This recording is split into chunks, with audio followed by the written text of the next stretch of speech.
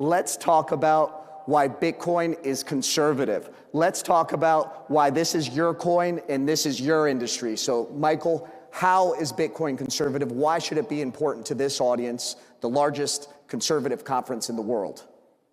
Bitcoin literally represents the conservation of energy in cyberspace.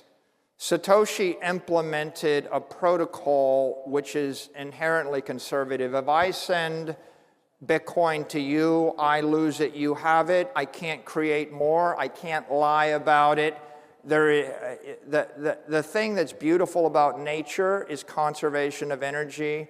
Conservative is based on natural law. It's based on the idea that if you just make something up which isn't true, you'll be punished.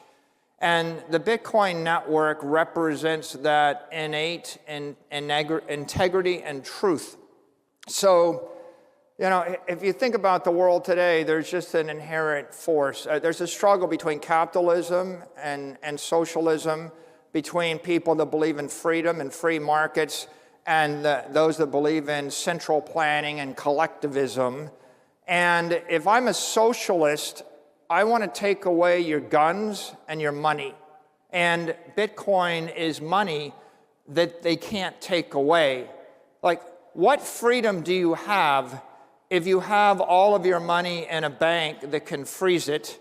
What freedom do you have if you have your money embedded in a currency where someone can print 4x more of it without your approval and debase it to zero?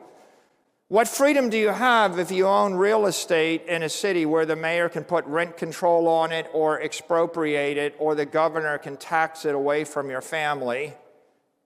What freedom do you have if all your wealth is in a business where the government can tell you you can't operate, shut down your pipeline, tax your employees, tax your income, regulate your product? And the answer is, you only have conditional freedom until the government changes and they just take away that freedom. And then when they take away your wealth, when they take away your economic power, they're going to starve you to death, and then you've got nothing.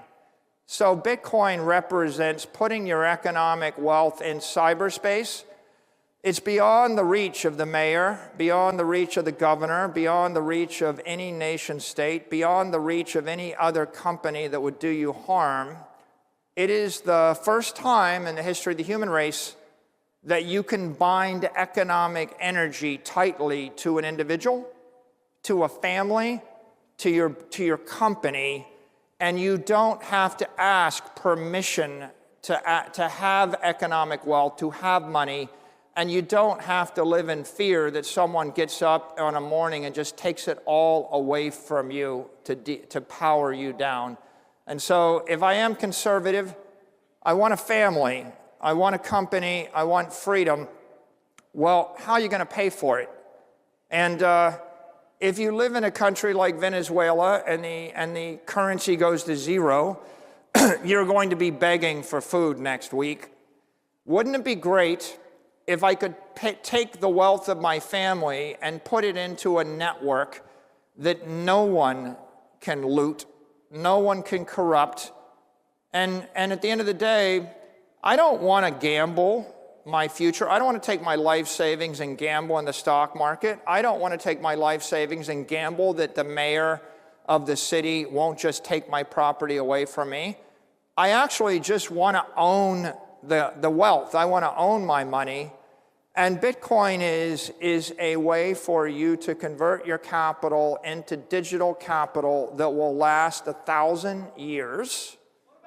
Your country will be, your company, your country, or your family will be wealthy for generations to follow. You don't have to live in fear. And when you don't have to live in fear, when you have economic independence, you can actually stretch your time horizon out, and you can build an institution, you can build your family, you can build a life for yourself.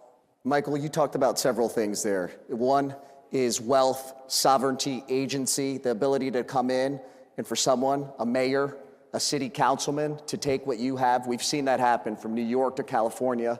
A lot of us have been subject to this. And then you also talk about leadership. We have President Trump. We have the greatest leader our nation has ever had. He's compared to George Washington. People love him, we love him.